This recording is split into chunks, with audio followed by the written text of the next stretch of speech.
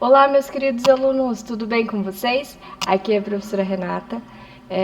Estamos aqui para a nossa última e a aula 9 da disciplina de Estatística e Probabilidade. A nossa aula hoje refere-se ao tema de correlação e regressão. Antes da gente iniciar aí a nossa aula 9, né, eu gostaria só de agradecer a presença de vocês nas nossas aulas.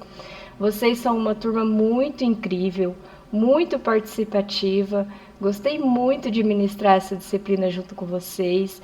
E vocês estavam sempre atenciosos, conversando comigo no chat, falando aí a opinião de vocês, se estava certo, que não estava. E isso é muito bom para o professor, porque a gente não se sente tão sozinho, né? Quando a gente faz a aula, né? E ninguém participa, parece que fica meio aquela sensação de que será que eles estão gostando da aula? Será que eles estão com dúvida? E nessa turma eu não senti nada disso, assim. Eu senti sempre que vocês foram muito participativos, muito atenciosos, e isso é muito bom. Fiquei muito feliz mesmo. Estou muito, muito grata por ministrar essa disciplina. E, bom, vamos lá, né? Agora para a nossa última aula da disciplina de Estatística e Probabilidade. Bom, pessoal, a nossa aula de hoje vai ser sobre correlação e regressão linear. Vocês sabem aqueles gráficos onde a gente tem uma variável x e uma variável y, né? Um gráfico comum. E aí a gente pensa, será que se eu aumentar o valor de x, o valor de y aumenta também? Uma variável, ela aumenta sempre quando a outra muda ou não? Se a gente mantém uma variável, por exemplo, mantém o x, o y aumenta, diminui ou não? Será que eles têm alguma relação entre um ou outro? Um exemplo, né, para ficar mais claro. Se a gente tem um gráfico, por exemplo, de altura por peso, né? Então, x por y. E aí a gente tem pessoas cada vez mais altas no nosso gráfico. Significa que o peso delas aumenta também ou não? Será que a altura está relacionada ao peso? Então, quanto mais altas as pessoas são, mais pesadas elas são? Ou, tipo assim, se eu tiver um gráfico de horas de estudo pela nota da prova, quanto mais horas de estudos eu tenho, maior será a minha nota da prova? Será que se eu estudar zero horas de estudo, a minha nota da prova vai ser baixa ou vai ser alta? Comparado a, sei lá, uma pessoa que estudou 2, 3 horinhas de estudo por dia e teve uma nota Y aqui. Bom, tudo indica que quanto mais horas de estudo, maior é a nota da prova. Ou quanto maior a temperatura, né, em dias muito quentes, maior o consumo de sorvete.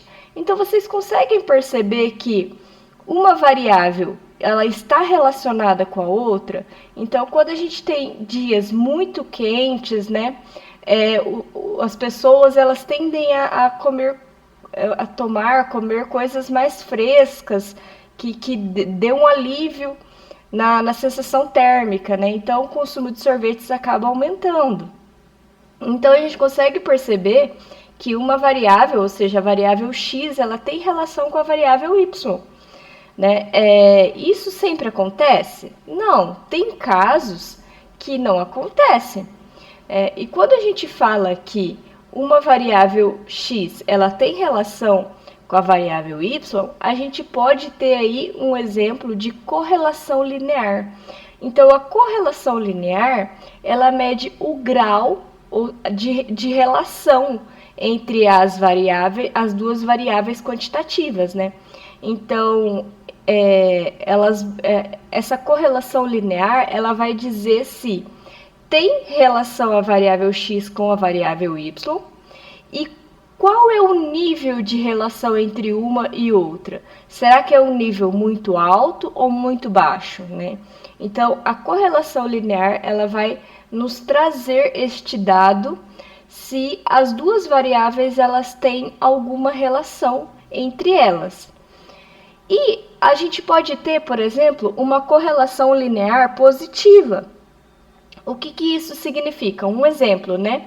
Então, um exemplo de maior temperatura é o maior consumo de sorvete, seria um exemplo de correlação linear positiva, né? Então, aqui, vamos dizer aí que temperaturas maiores, quanto maior a temperatura, mais sorvete as pessoas comem. Então, aqui a gente teria um gráfico mais ou menos desse tipo, né? Que seria quase que como uma linha reta, né? Por isso que ele é linear, é uma linha reta, nessa orientação aqui. Mas a gente pode ter, por exemplo, uma correlação linear negativa, que seria, por exemplo, conforme a gente aumenta a velocidade de um carro, menor tempo a gente tem de gasto para chegar no local, né?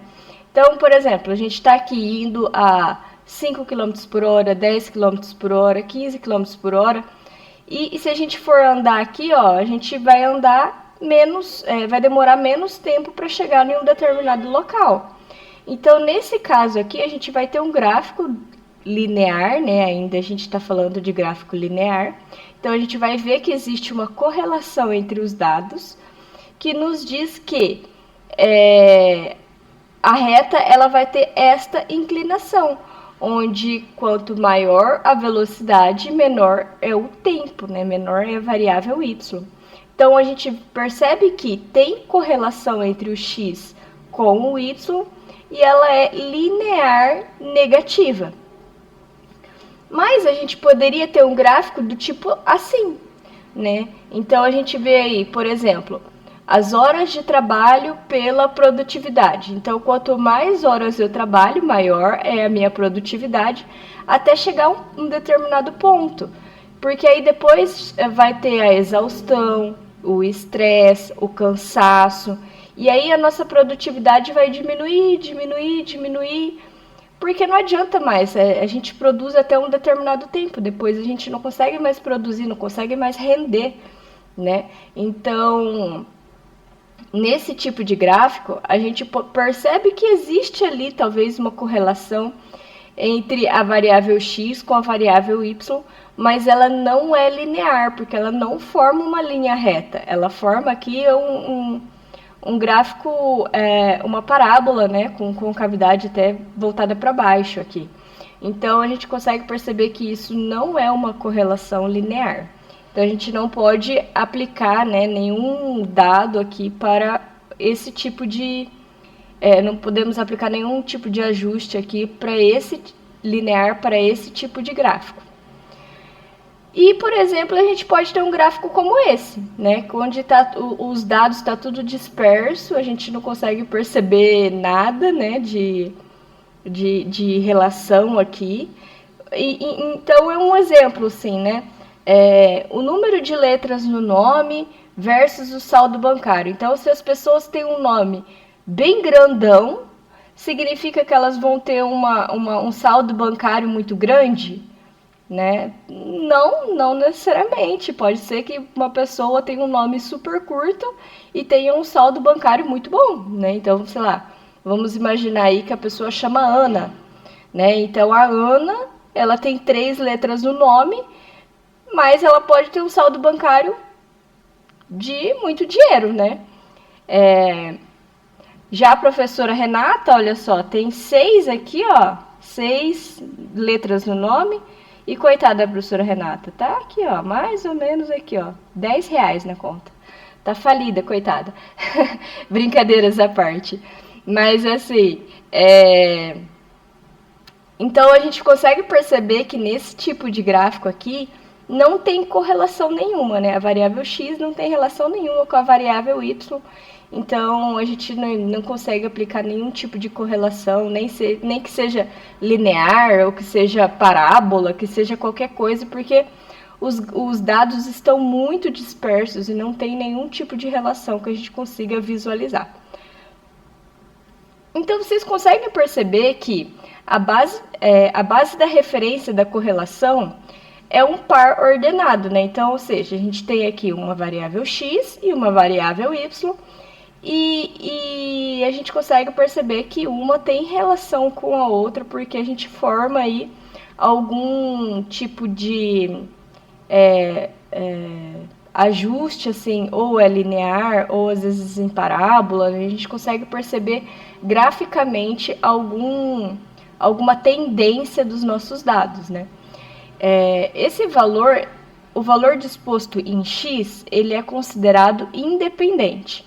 E já o valor de y, ele vai ser dependente. Então, dependendo da quantidade que a gente colocar em x, vai ser a quantidade que vai ter em y, né? Então, vamos imaginar aí que em temperaturas de 15 graus, a gente vai ter aí um consumo de 10 sorvetes. Então, o x ele é independente, a gente pode escolher qualquer um. Porém, o y ele vai se ajustar de acordo com o que a gente escolheu aqui em x. Perfeito? Aí vocês falam, então, professor, eu não preciso fazer nenhuma matemática, assim, não preciso calcular nada, né? Porque basta eu pegar os meus dados, plotar ele em um gráfico, e aí eu olho. Se eu ver que os dados têm alguma tendência aqui, eu já sei que ele tem uma correlação ou que ele não tem correlação nenhuma.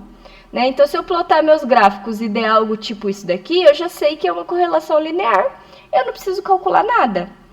Não é bem assim, pessoal. Por quê?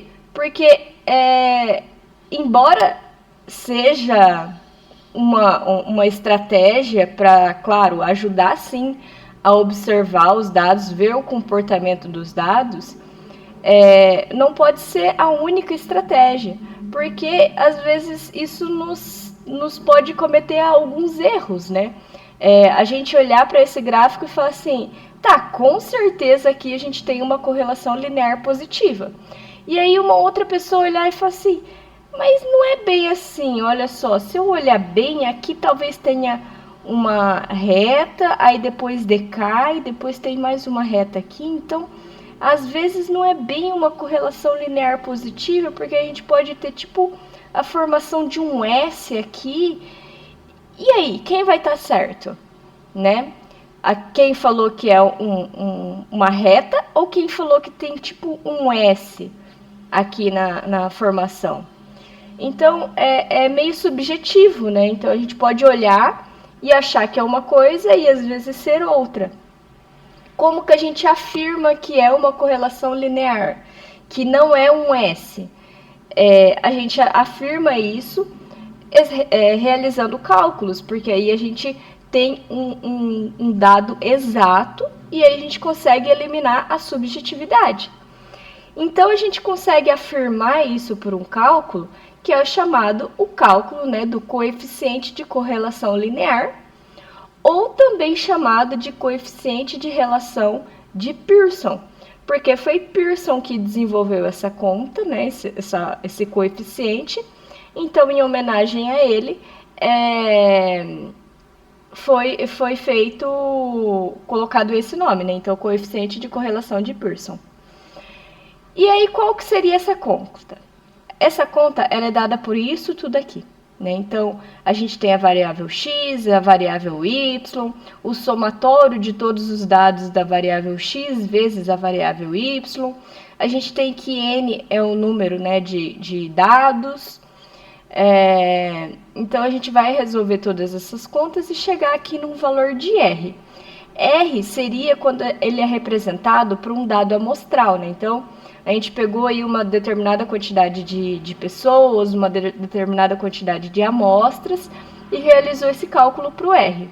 Mas a gente pode ter, quando a gente falar de população, né? Então, a gente fez aí o cálculo do coeficiente de correlação para uma população inteira, aí a gente vai ter, vai ser representado por essa letra grega aqui que a gente chama de ρ. Então, feito esse cálculo, né, esse R, ele sempre tem que dar valores entre -1 ou +1 positivo, né? Então, se ele der um valor igual a 0, se ele der um valor igual a 0, a gente não vai ter correlação. ele vai ser um gráfico tipo esse daqui, ó, que não tem relação nenhuma, não tem nenhuma relação linear, né? Então, o R deu igual a 0 significa que não tem relação. E se ele der um gráfico do tipo com o R igual a mais 1, significa que a gente vai ter uma correlação linear positiva. Então, ele vai ser um gráfico do tipo desse aqui, né? Então, existe sim uma correlação. Os gráficos de x e y são dependentes entre si, né? Eles têm relação, mas ela é uma correlação linear positiva. Então, ela forma esse gráfico, essa linha aqui, com esse ângulo de inclinação, né? De inclinação positiva. E se o resultado de R der algo bem próximo de menos 1, significa que existe também uma correlação linear, né? Os gráficos, os dados de x e y são dependentes um do outro e que o gráfico ele vai ser dado desse tipo assim, né? Então, a gente vai ter aqui uma linha reta, né? Uns dados com dispersão linear, mas com esta inclinação da reta, né? Quanto maior a gente aumenta o dado em x, menor vai ser o dado em y, né? Então, ele vai ser dado por mais ou menos esse tipo aqui de reta. Então, sempre o R ele vai ser ou próximo de mais 1, ou próximo de menos 1, e se for 0, significa que não tem correlação nenhuma. Então, vamos lá, vamos fazer isso num exercício que eu acho que vai ficar muito mais prático e visual. Então, vamos lá. Primeiro exemplo. Verifique se há correlação entre a massa corporal e o consumo anual de água de 5 indivíduos entrevistados. Então, a gente foi lá, entrevistou 5 pessoas, pesamos elas, né, vimos aí qual era o peso de cada uma, e aí a gente perguntou aí quanto de água elas consomem por dia, e fizemos aí a multiplicação vezes a quantidade de dias no ano, então a gente conseguiu uma estimação de consumo de água por ano.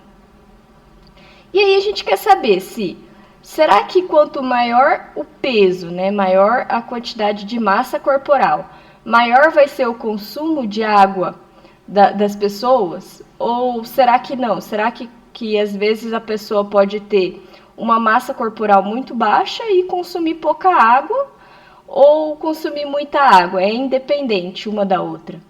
Então, para a gente fazer isso, a gente vai analisar as variáveis. Então, vamos supor aqui que a massa corporal ela vai ser a minha variável x e o consumo anual de água vai ser minha variável y.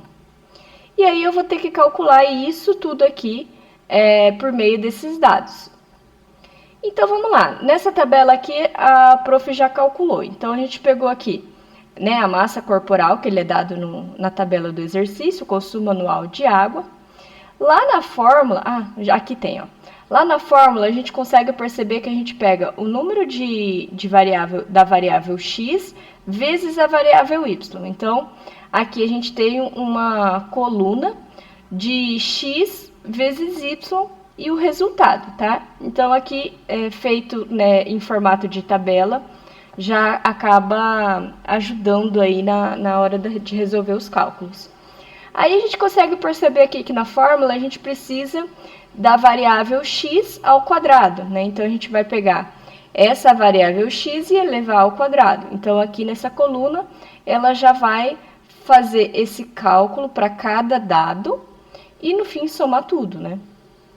Aqui a gente também percebe que a gente vai precisar da variável y ao quadrado.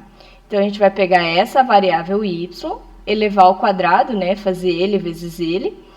E somar, no fim, somar toda essa variável aqui. Então, a gente já tem aqui todos os dados que a gente precisa para aplicar nessa fórmula aqui. Então, vamos lá. N é o número de dados, então aqui a gente tem 1, 2, 3, 4, 5, então são 5 entrevistados, então a gente vai colocar aqui 5 vezes o somatório da variável x vezes a variável y. Então, o somatório vai ser dado por isso daqui, né? Então, esse valor inteiro aqui a gente vai colocar aqui. menos o somatório da variável x. O somatório da variável x dá 350, então a gente vai colocar aqui 350 vezes o somatório da variável y, que é 2030, então a gente já coloca aqui.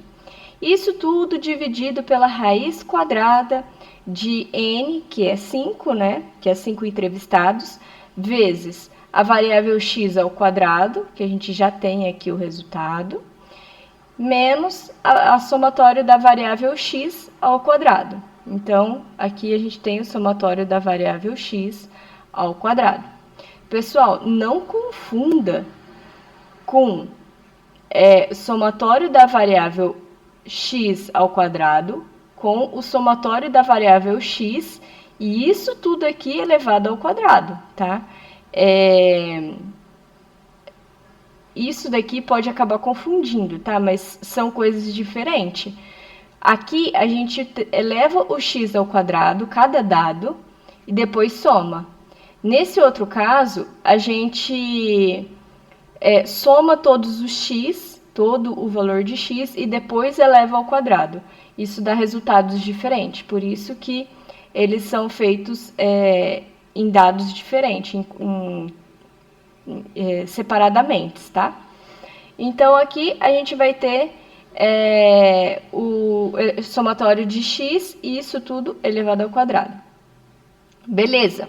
O outro lado, então, a gente tem a variável n, que é 5 entrevistado, vezes y ao quadrado vai dar tudo isso aqui, menos o somatório de y, que é isso daqui, elevado ao quadrado. Perfeito, vamos resolver essa conta.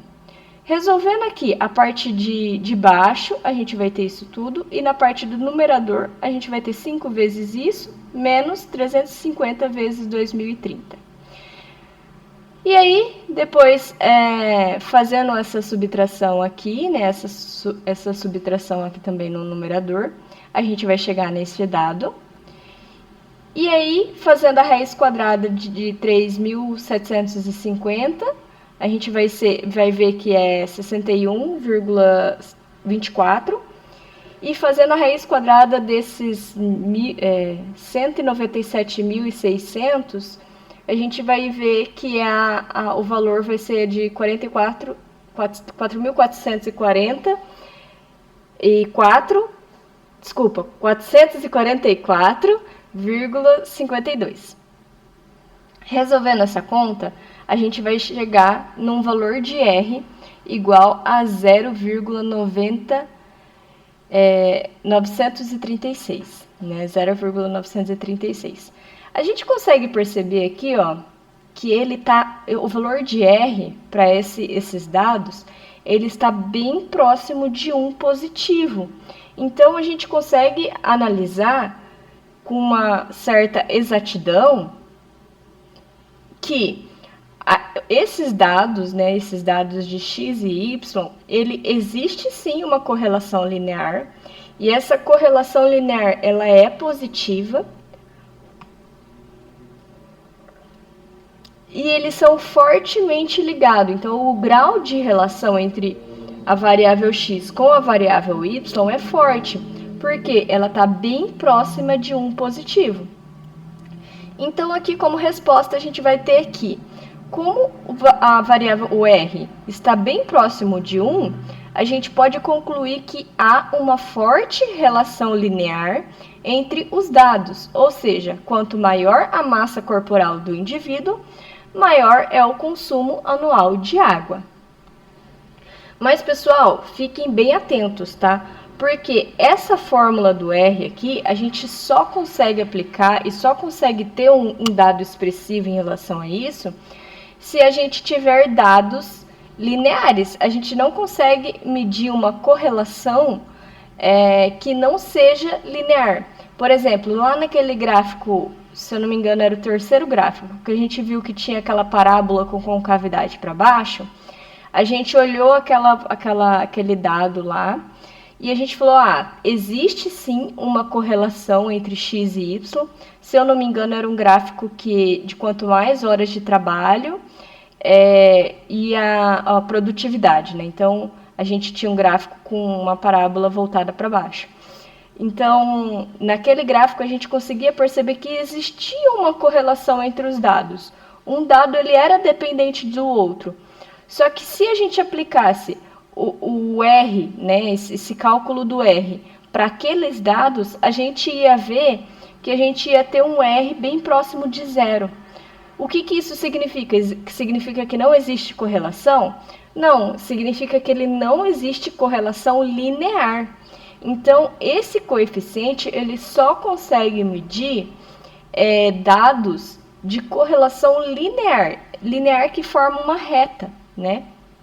Então, se às vezes o R der igual a zero, pode ser que não exista correlação, né? Seja dados totalmente dispersos, ou pode ser que não exista correlação linear, né? Então, às vezes pode até existir uma correlação entre um dado e outro, mas ela não vai ser linear. Então, muita atenção para essa informação. Então, tá, beleza, a gente percebeu que existe aí uma correlação, né, entre os dados, a gente já calculou aqui o R, vimos que o R é positivo, então existe aí uma tendência dos meus dados estarem juntos, alinhados aí, formando uma tendência linear. Então, a partir dessa correlação amostral, que a gente viu ali, alguns dados, né? Então, a gente pegou aqui alguns dados de 5 pessoas e vimos aí uma correlação entre elas de forma que quanto maior o peso corporal, maior é o consumo de água. Mas isso significa que para toda a população, todo o mundo, essa correlação, ela também vai existir. A gente fez uma correlação linear, a gente demonstrou uma correlação linear amostral para 5 pessoas. Agora, se a gente pegar uma população do Brasil inteiro, de milhões de pessoas, ou do mundo inteiro, né, de bilhões de pessoas, a gente também vai ter essa mesma correlação linear. Ou seja, essa correlação amostral, ela fornece evidências para a gente concluir que a correlação populacional, ela também é significante, que ela também segue uma tendência linear positiva? É essa a dúvida. Então, para isso, a gente vai utilizar o quê? O teste de hipótese para a existência de correlação, que é basicamente o que a gente viu na nossa aula 8, né? Então, a gente vai aplicar o que a gente viu lá na nossa aula 8 para uns dados de correlação linear, para aí sim a gente verificar se tem uma correlação, se a correlação amostral ela tem tendência, ela é significativa também para correlação populacional. E aí, nesse caso, a gente também vai ter teste bilateral, unilateral à esquerda e teste unilateral à direita, né? Então, nas nossas hipóteses, a gente vai ter que, para um teste de correlação populacional, a gente vai ter um teste bilateral, vai significar o seguinte, né? Se a hipótese nula for onde a relação da correlação populacional ela for igual a zero, ou seja, aquele R, se o R, né, o R populacional, ele for igual a zero, significa que não há correlação significante. Lembra que o R ele tem que estar entre menos 1 e mais 1. Se ele estiver muito próximo de zero, significa que não tem correlação. E se ele estiver mais perto de 1 positivo ou 1 negativo, significa que ele é mais fortemente ligado. Então, se a nossa hipótese nula significa que o R, né, o R populacional, aqui no caso que a gente chama de ρ, ele for igual a zero, ele não vai ter correlação significante, né? Então, não tem correlação populacional para aqueles dados que seja significante. E a nossa hipótese alternativa seria que O ρ, né, que é o R, ele vai ser diferente de zero. Então, nesse caso, vai sim existir uma correlação linear que vai ser significante. Então, ela vai significar que o R ele vai estar ou mais próximo de 1 positivo ou mais próximo de 1 negativo. Então, aqui a gente tem esse teste bilateral. E quando a gente tiver um teste unilateral à esquerda, significa que o ρ, que é o R quadrado, né, o coeficiente linear R populacional, ele vai ser maior ou igual a zero. Isso significa que se ele for maior que zero ou igual, não vai ter correlação negativa significante. Então, se o ρ deu 1, por exemplo, deu 1, significa que ele tem correlação linear? Sim, significa que ele tem uma correlação linear. Só que significa que ela não é negativa, ela é positiva, essa correlação linear. Por isso que o teste unilateral à esquerda, ela está verificando se existe correlação linear negativa significante. Então, a nossa hipótese nula é: existe alguma correlação linear positiva?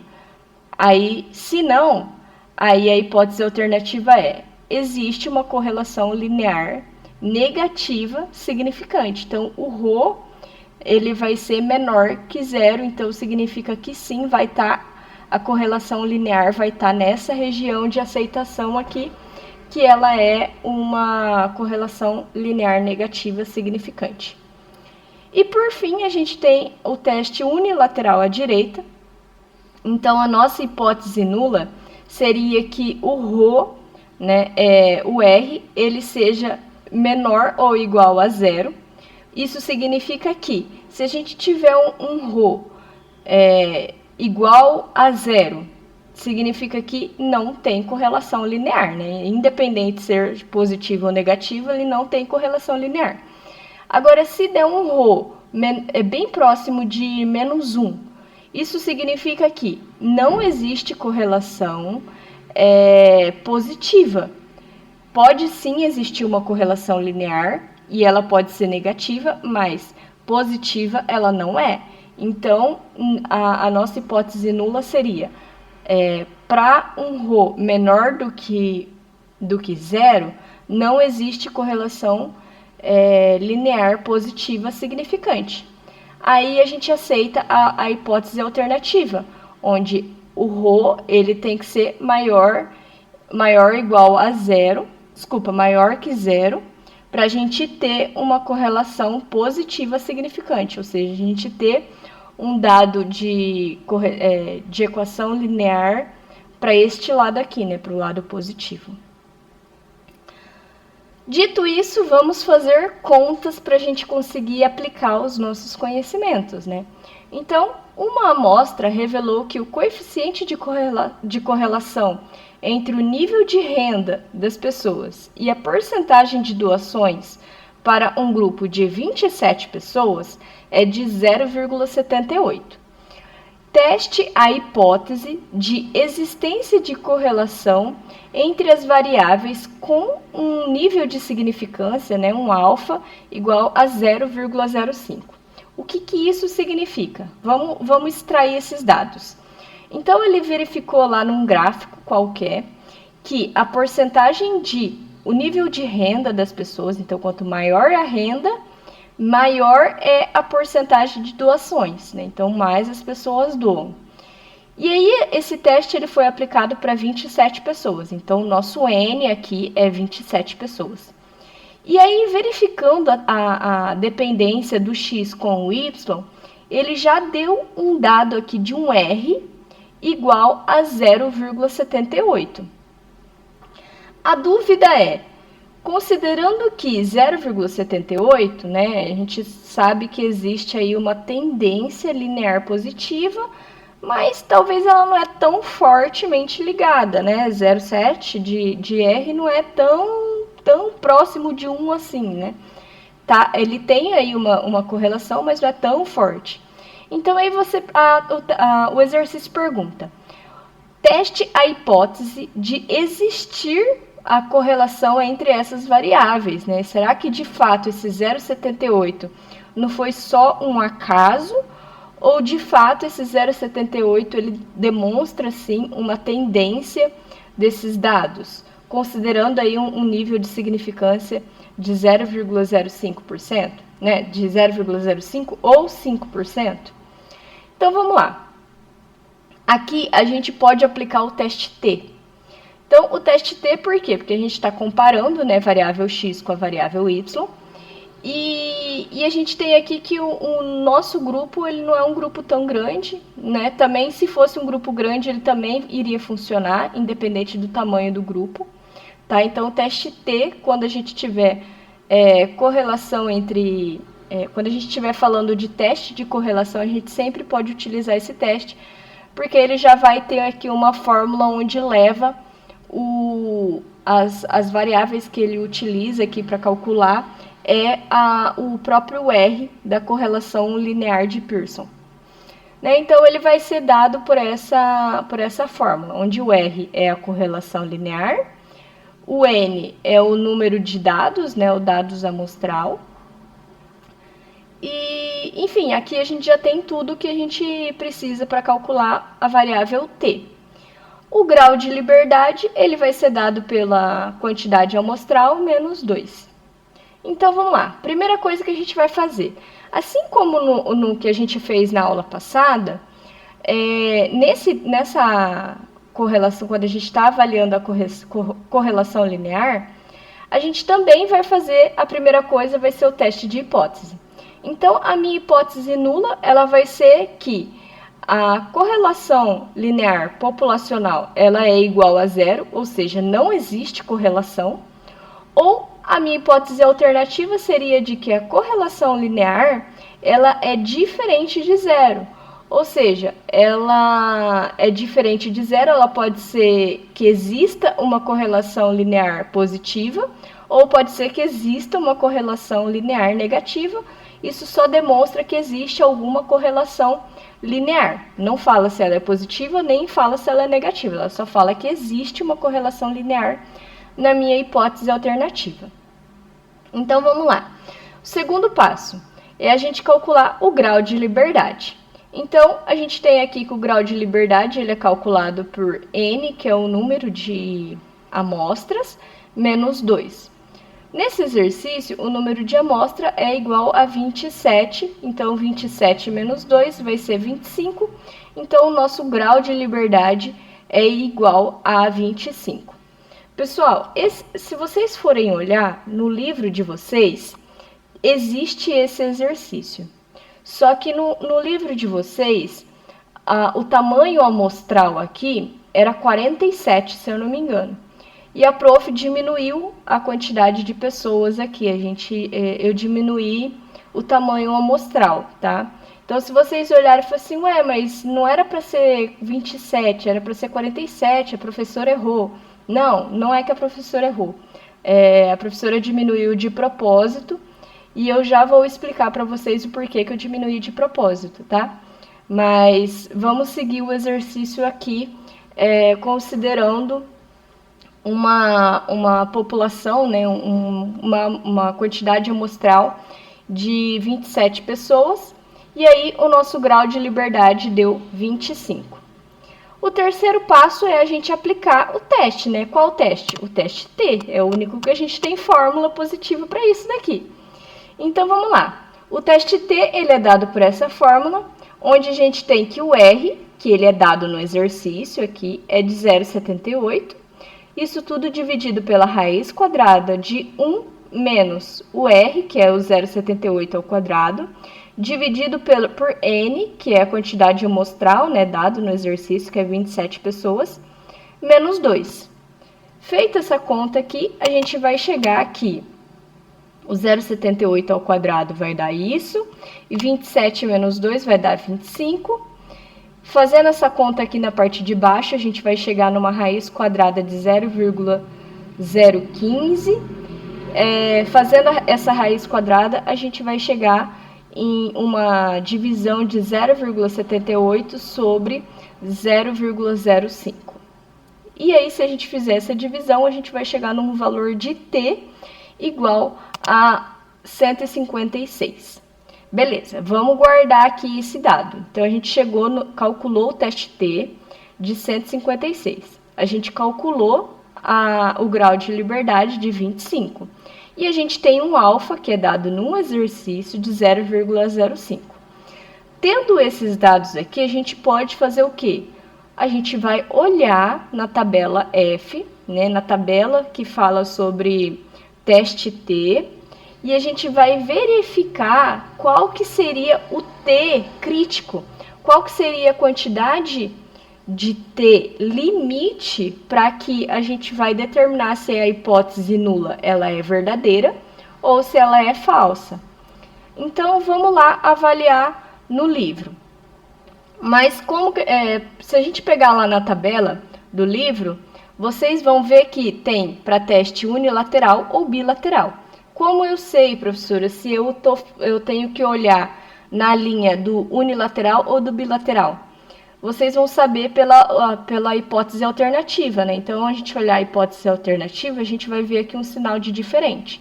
Isso significa que ele é um teste bilateral.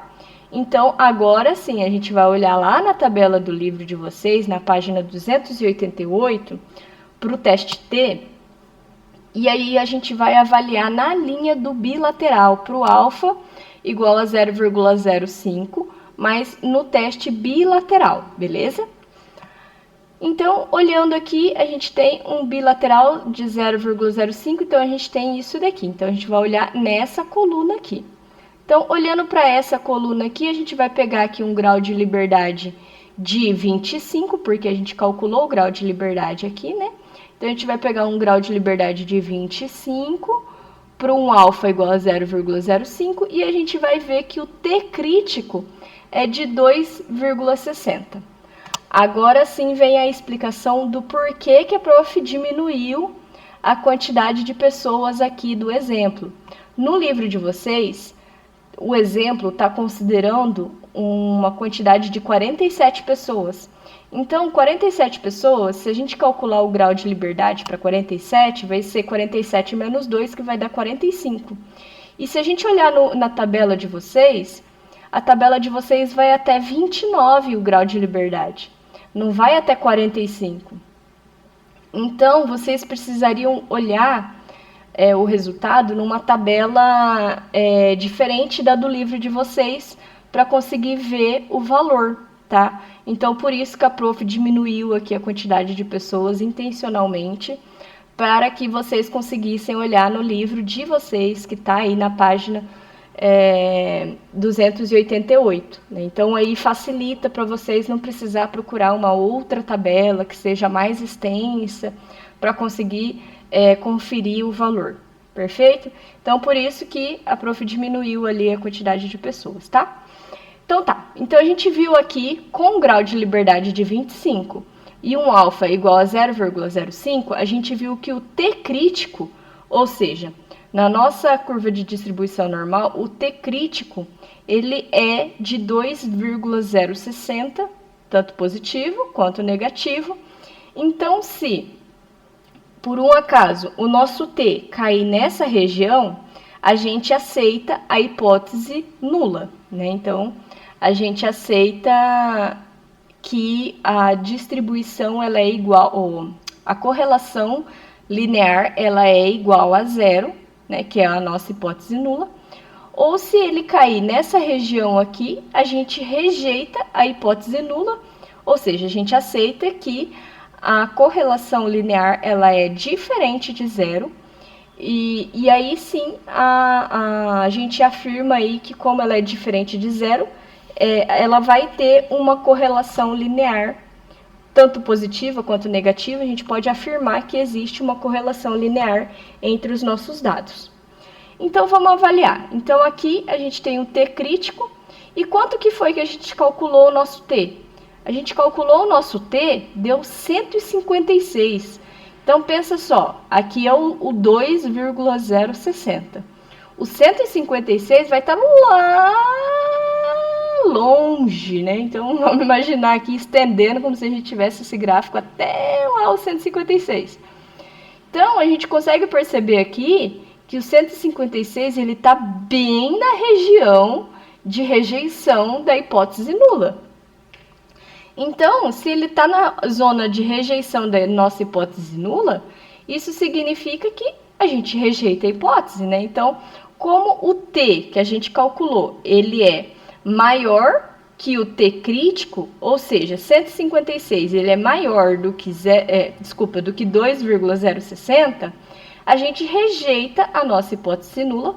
Isso significa que com o nível de segurança de 5%, né, que ele é dado no exercício, a gente conclui que existe sim uma correlação entre o nível de renda das pessoas e a porcentagem de doação.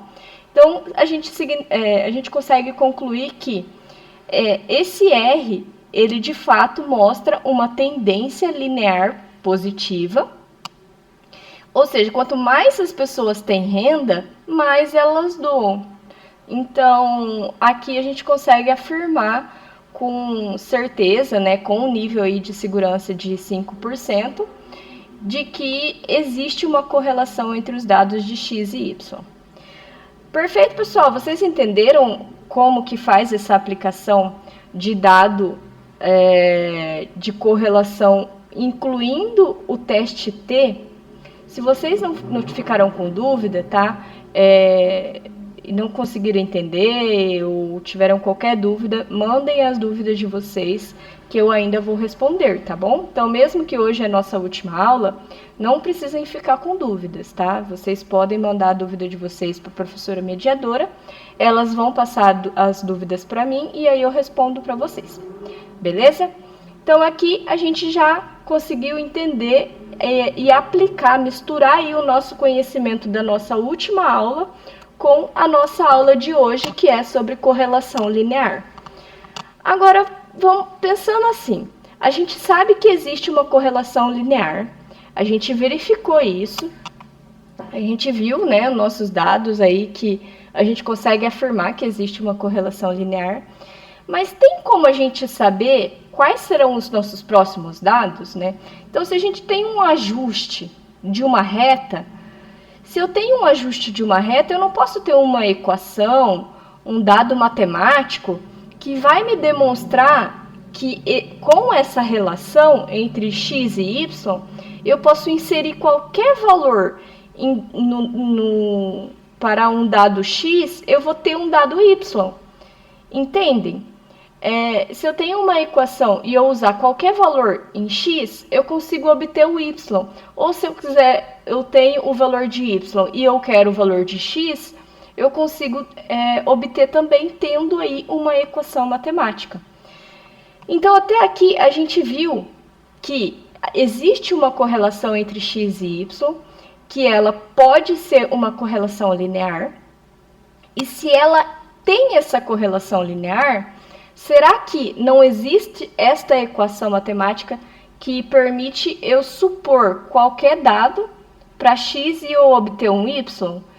Né? Mesmo que eu não tenha esse dado físico, digamos assim, né? Eu não fui lá e coletei, fiz a entrevista, eu só tenho aí uma equação. Ou seja, se ela cria uma equação da reta, ela faz essa correlação linear, então a gente vai ter uma relação entre x e y. E se ela tem uma equação da reta, qual equação matemática que descreve uma correlação linear?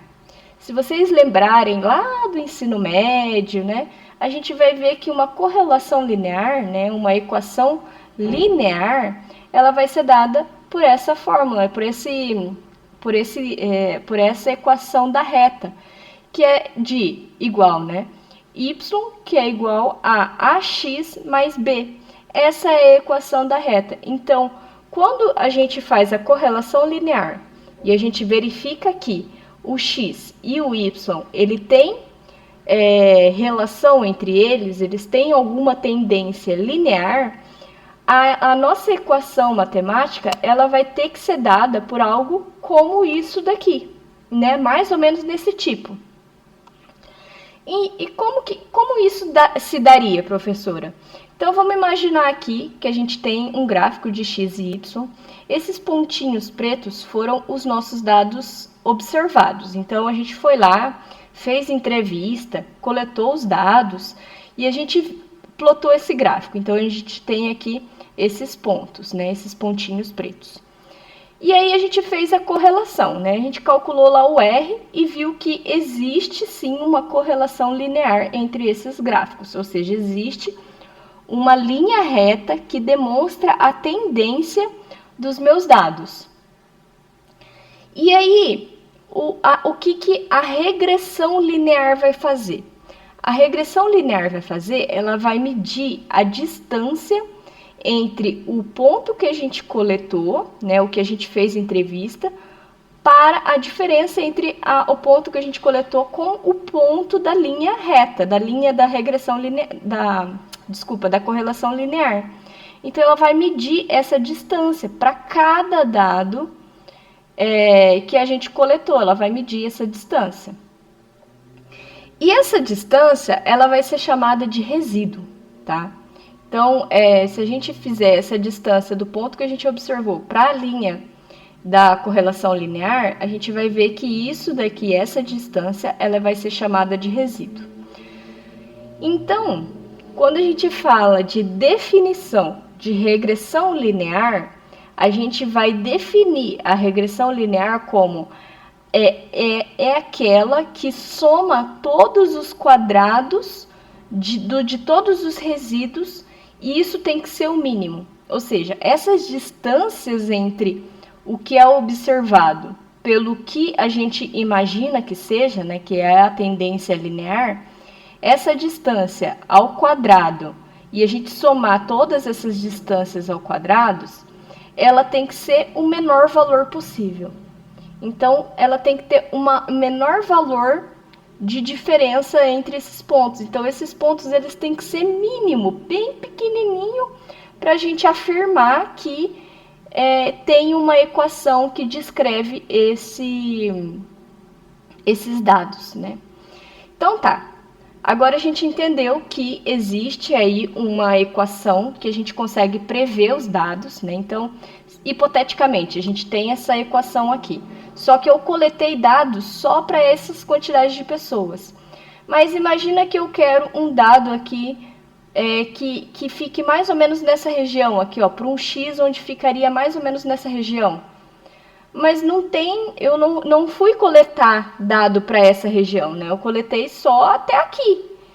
Então, a gente, tendo a equação, a gente consegue prever como que esse dado vai se comportar numa região em que a gente nem sequer tem dado, né? Não tem observação, não tem entrevista, não tem dado físico. A gente consegue prever uma tendência de como vai ser esses dados. É isso que a regressão linear vai fazer. Então, a notação do livro de vocês, embora isso daqui seja um padrão para a equação da reta, né? Eu vou usar a nomenclatura como está no livro de vocês, para vocês não se confundirem. Mas, se vocês olharem bem, é a mesma equação, só muda a nomenclatura, tá? Então, aqui vai ser o quê?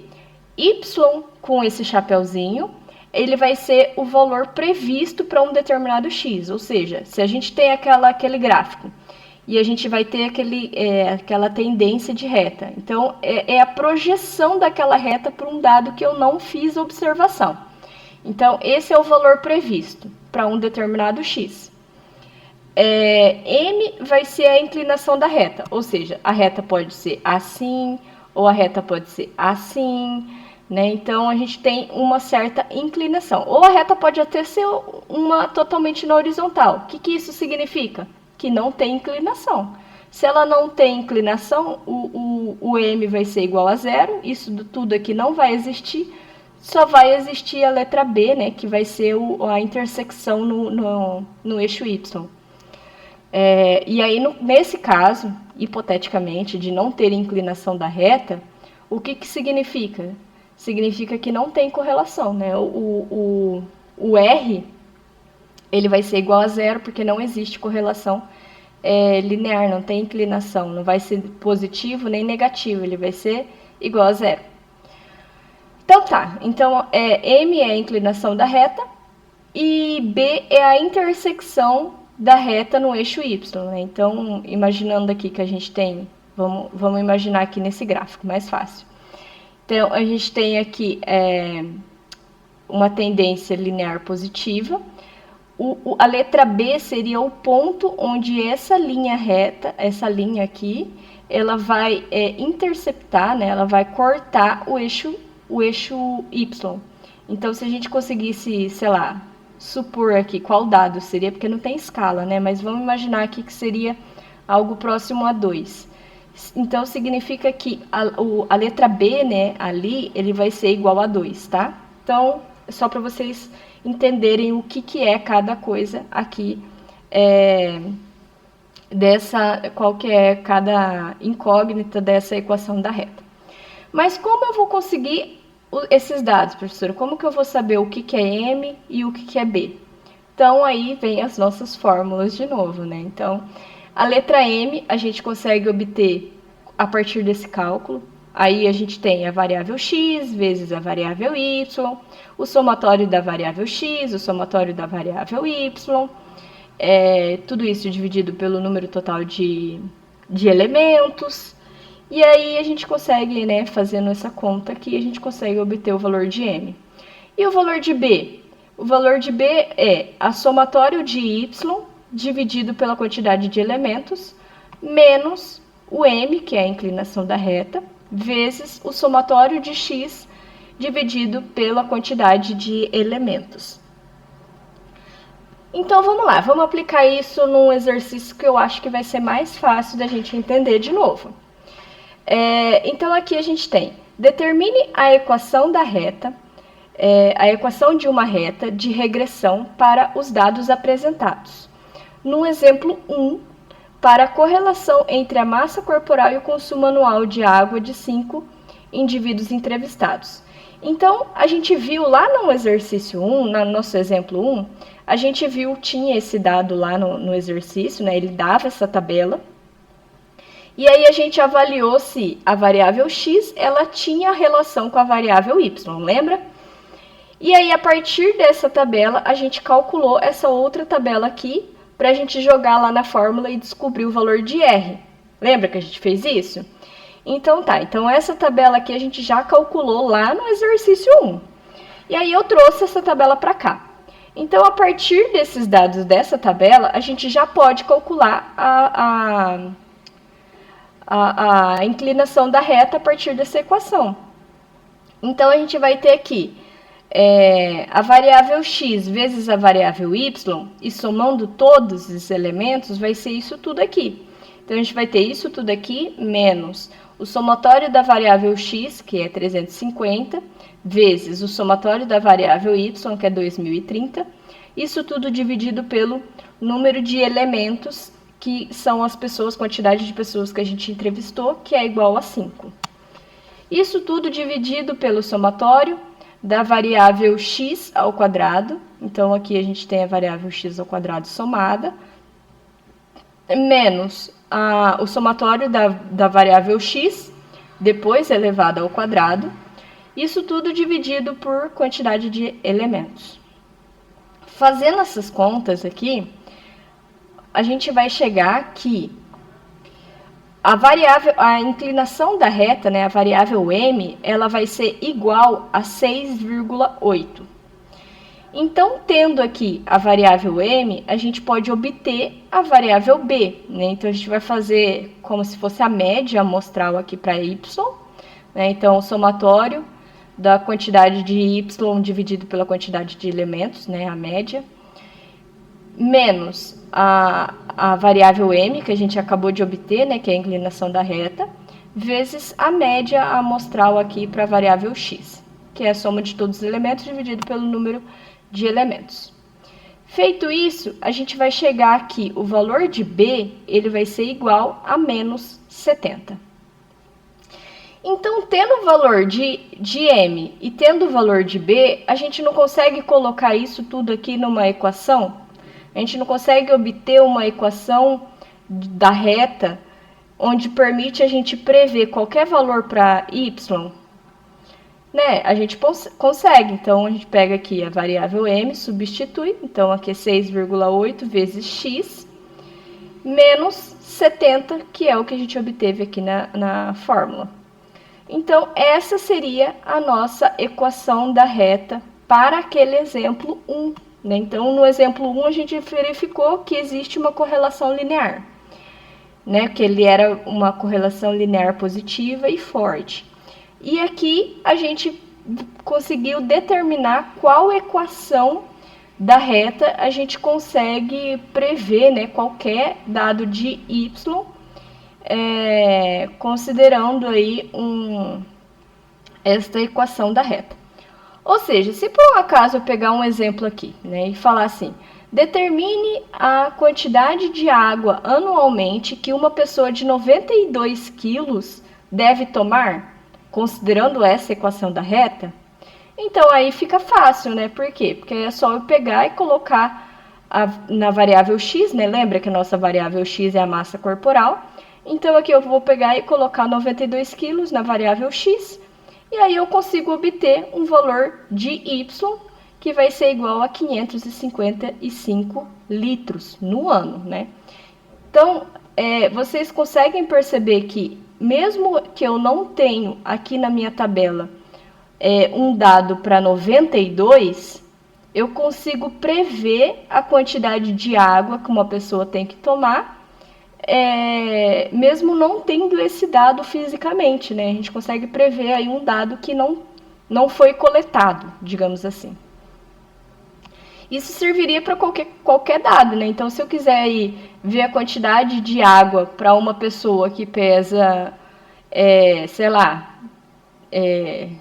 uma criança que pesa 20 quilos, aí a gente consegue fazer essa conta e prever isso daqui matematicamente falando, né? Beleza, então a partir disso a gente conseguiu verificar o quê? Que existe correlação linear, a gente consegue aplicar o teste T para verificar se essa correlação linear ela é significante ou não, e a gente consegue determinar uma equação da reta para a gente prever qualquer dado em y considerando um determinado x. Só que a gente percebe que, mesmo a gente fazendo essa equação da reta, a gente vai medir a distância entre o resíduo. Lembra que eu expliquei do resíduo? Se esse resíduo for muito grande, significa que a nossa tendência de reta que a gente desenvolveu, ela tem erros, né? Então, significa que aquela reta, às vezes, ela não é bem assim. Ela pode ser um pouquinho mais assim, um pouquinho mais inclinada para lá, ou um pouquinho mais inclinada para cá. Então, significa que, mesmo com aquela equação da reta, não significa que exatamente todos os pontos que eu estou prevendo aqui, não significa que exatamente esse ponto está em cima da reta, né? Significa que está próximo ali daquela região, mas a gente não pode afirmar que está sobre aquele ponto daquela reta. Por isso que a gente pode calcular aqui o que a gente chama de erro padrão de estimativa. Então, provavelmente, aquele y calculado que a gente calculou ali, né, de 92 para 92 quilos, ele não vai estar exatamente correto, mas a gente tem uma boa estimativa que ele esteja bem próximo ali daquela região, mas não está exatamente correto.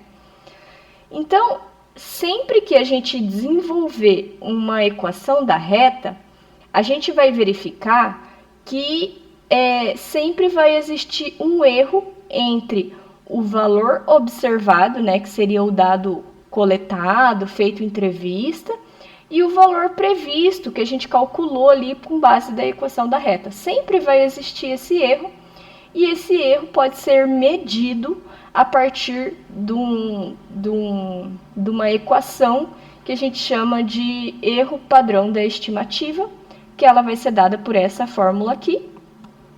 Então, lembra, o resíduo que a gente estava calculando, então é isso daqui. O erro padrão da estimativa é o somatório desse resíduo ao quadrado dividido por número de elementos menos 2. Ou ela também pode ser dada por esta outra fórmula aqui. Mas pensem só, a gente não tinha falado que o y de chapéu era igual a mx mais b, né, que é a equação da reta? Então, se a gente pegasse aqui e substituísse y chapéu por mx mais b, e a gente desenvolvesse essa conta, a gente ia chegar nisso daqui, tá? Então, só para vocês saberem, né, que não é que existem duas fórmulas, é que a fórmula mesmo é essa daqui, é a diferença daquele resíduo ao quadrado sobre número de elementos menos 2. A fórmula é essa, mas se a gente substituísse esse y chapéu aqui pela equação da reta, né, para aquela equação que a gente desenvolveu, a gente poderia chegar nesta outra equação aqui, tá? Só para vocês, a título de curiosidade, tá bom? Mas a equação, digamos, a equação principal seria essa daqui. Então, vamos aplicar isso no nosso exemplo, né? Então, a gente, no exemplo 1, a gente verificou que existe uma correlação linear. No exemplo 3, se eu não me engano, a gente desenvolveu a equação da reta. Então, sabendo que a equação de regressão para um conjunto de dados, no dado exemplo, né, no exemplo 1 e 5, que a gente calculou, né, 1 foi para ver se tem correlação e o 5 era para desenvolver a equação, e que essa equação é dada por essa fórmula aqui, né, que é a equação da reta. Sabendo disso, encontre o erro padrão da estimativa. Então, vamos de volta para aquela nossa tabelinha lá. Então, a gente tem aqui a massa corporal, a quantidade de água, né, o somatório de cada um. Aí, isso daqui é o tal do y previsto, né, o que a gente consegue prever. Então, tendo esta equação da reta, a gente vai jogar todos os valores de x e obter qual que seria o valor de y que a gente prevê, né? Que não é o dado real, mas que a gente está estimando, né? Então, a gente tendo a equação da reta, então a gente vai pegar essa equação da reta e colocar os valores de x. Então, a gente vai fazer 6,8 vezes a massa de 80 quilos menos 70, que isso tudo vai dar 474. Aí a gente vai fazer para o dado 2, né? Então, 6,8 vezes 65 quilos menos 70, isso vai ser igual a 372 litros, né? Que esse resultado aqui está falando da quantidade de água, ele está dando esse resultado previsto aqui. Beleza, então a gente fez isso daqui para todos os dados e somou todos esses resultados aqui que deu 2030. Mas, professor, isso significa que sempre esse dado aqui vai ser igual a esse? Não, tá, pessoal? Isso aqui foi uma pura coincidência de que deu igual, mas não significa que sempre vai ser isso não, tá? Pode ser que a somatória dos valores previstos em y seja um valor diferente do que é o valor real, né? Que é o valor coletado. Então tá, só falando aqui que isso é uma coincidência, tá bom? Então, aqui a gente fez, a partir da nossa equação da reta que a gente desenvolveu, a gente tem um valor de y previsto, né? A quantidade de água anual, consumo anual de água previsto, que é essas quantidades aqui. Agora, a gente vai calcular o resíduo, né? Ou seja, a diferença do que a gente prevê menos a quantidade real, né? A quantidade que a gente entrevistou lá as pessoas e coletou o dado real. Então, a gente vai pegar a quantidade de dado real, né? Menos o que a gente está prevendo e elevar isso ao quadrado. Então, aqui, a gente vai pegar o real, que é 480, menos o que a gente está prevendo com a nossa equação da reta, que é de 474, faz essa diferença, que vai dar 6, e eleva ao quadrado, que vai dar 36. Aí a gente vai fazer isso para todos os dados que a gente coletar, né? Então, vai ser 320, que é o dado real, menos o estimado, né, que com a nossa equação da reta, o estimado, eleva ao quadrado, isso tudo vai dar menos 52, menos 52 ao quadrado vai dar 2.704, e aí a gente vai fazer isso para todos os elementos que a gente tem aqui, né, todos os dados coletados, e fazer o somatório de todos esses dados coletados aqui, que vai dar um somatório de resíduos, digamos assim, de 4.840. Agora sim a gente consegue aplicar na nossa fórmula aqui do erro padrão, a estimativa do erro padrão, né? Então a gente tem que o somatório dos resíduos, ele vai ser 4.840, que a gente obteve aqui, dividido pela quantidade de elementos menos 2. Né? Quantidade de elementos é a quantidade de pessoas entrevistadas, que são 5 menos 2. Isso daqui vai ser a raiz quadrada de 4.840 sobre 3. 4.840 sobre 3 vai dar 1.613,33333. A raiz quadrada disso vai ser igual a 40,16. O que isso significa, professora? Então, significa aqui que, hipoteticamente, eu tenho esse gráfico, né? E os meus dados coletados e tem essa distribuição, digamos assim. Aí a gente verificou lá no primeiro exemplo que tem uma tendência linear aqui nesses dados. E que ela é descrita por essa equação da reta. Isso significa que o meu dado previsto, né, o que a gente está prevendo de y, ele vai ter um erro padrão, né? Então, o dado que a gente está prevendo, ele pode ter um erro padrão de estimativa de 40,16 positivo, ou ele pode ter um erro padrão de 40,16 negativo. Então, o meu y que a gente está prevendo, ele pode estar dentro deste intervalo aqui. Né? Então, vamos imaginar que a gente está calculando o y previsto desse ponto aqui.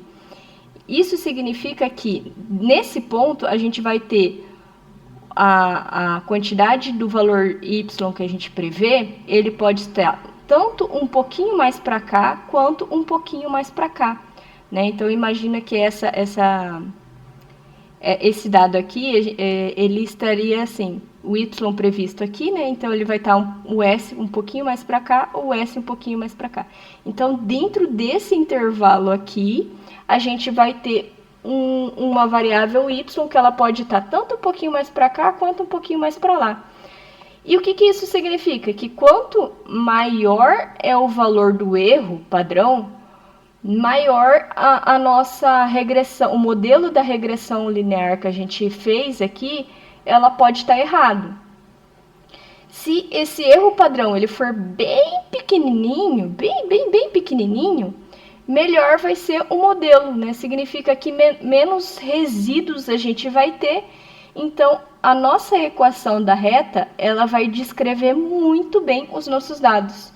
Então, se a gente tiver um erro padrão pequeno, significa que a nossa equação da reta, ela descreve muito bem os dados. Então, independente aqui do valor de y que eu quiser, ele vai demonstrar um resultado, né, bem próximo do verdadeiro. Beleza? E aí, dito isso, significa que nesse dado aqui, a gente quer calcular o erro padrão, né? Então, a gente vai calcular o erro padrão, a gente vai ter um pouquinho mais para cá, um pouquinho mais para lá. Aí, nesse dado aqui, a gente vai ter um erro padrão para cá e um pouquinho mais para lá. Aí, se a gente quiser um dado tipo aqui, a gente, né, quer um x para um x nesse lado aqui, a gente vai ter um y. E aí, esse y, ele vai ter um erro para cá, um erro para cá e um erro para lá. Só que percebe que para cada dado aqui estimado, a gente vai ter um erro padrão para um lado ou para o outro. Se a gente quisesse um erro padrão médio para todos os nossos dados, a gente precisaria de um intervalo de segurança, né, um intervalo de confiança, e a gente ia ter que calcular tipo um erro padrão de estimativa médio para todos os nossos dados. Então, isso significa que a gente teria uma reta, uma equação da reta, onde um lado para cá demonstra um intervalo de confiança e um lado para cá demonstra o dado de confiança. Então, todos os nossos dados eles vão ter que estar distribuídos dentro deste dado, deste intervalo de confiança. Esse intervalo de confiança ele sempre vai ser dado num exercício. Só que isso tudo ele vai ser obtido através dessa equação horrorosa aqui. Essa equação bem feia. O que é isso daqui, né? Isso daqui é esse SE é a estimativa, o erro padrão, a estimativa do erro padrão que a gente calculou. Esse TC, ele vai ser o teste T crítico. Então, ele vai misturar todo aquele teste de hipótese, junto com aquele teste de hipótese, a gente vai ver lá na tabela o T crítico. Aí a gente vai ter o T crítico, a gente vai ter a estimativa padrão calculada aqui por essa tabela, né? A gente tem aqui o número de elementos que ele vai ser dado no exercício. A gente vai ter a quantidade de x, né? O valor de x é 0, né? Que é a quantidade inicial, menos a média, né? Então, a média do valor de x seria isso daqui, né? A somatória de todo o valor de x dividido pela quantidade de elementos. Então, é a média do valor de x, aí o x ao quadrado menos o somatório de x ao quadrado. Então, fazendo toda essa conta aqui, a gente vai conseguir estimar um erro padrão médio para toda a nossa linha de regressão linear. Eu acredito de verdade que isso daqui vocês muito possivelmente não vão utilizar, assim, sabe? É muito difícil ter algum exercício que vocês vão ter que resolver que inclua para calcular o erro padrão estimado para toda a linha de regressão linear. Por quê? Porque ela exige muito do aluno, né? Então, a gente vai ter que calcular aí um teste T, a gente vai ter que calcular todo esse teste aqui de estimativa de erro padrão, para calcular tudo isso daqui. Então, seria um exercício muito complexo. Talvez, para quem vai trabalhar aí com algum dado, quem possivelmente aí gosta da área de estatística e vai trabalhar com a estatística aí, pode ser que sim. Ou vai trabalhar tipo no IBGE, né, que faz aí cálculos estatísticos, talvez vocês precisam utilizar esse cálculo, mas muito possivelmente vocês teriam tabelas para isso, sabe? Então, eu acredito que passar isso tudo aqui para vocês ia mais confundir do que ajudar. Eu acredito que até vocês chegarem nisso daqui, né, que é verificar se tem correlação linear. Se existe correlação linear, essa correlação ela é significativa, que é o que a gente viu no teste de hipótese. Depois disso, a gente verificou que a gente tendo uma correlação linear, tem alguma equação que a gente consegue estimar qualquer valor de y? Aí a gente viu isso na regressão linear.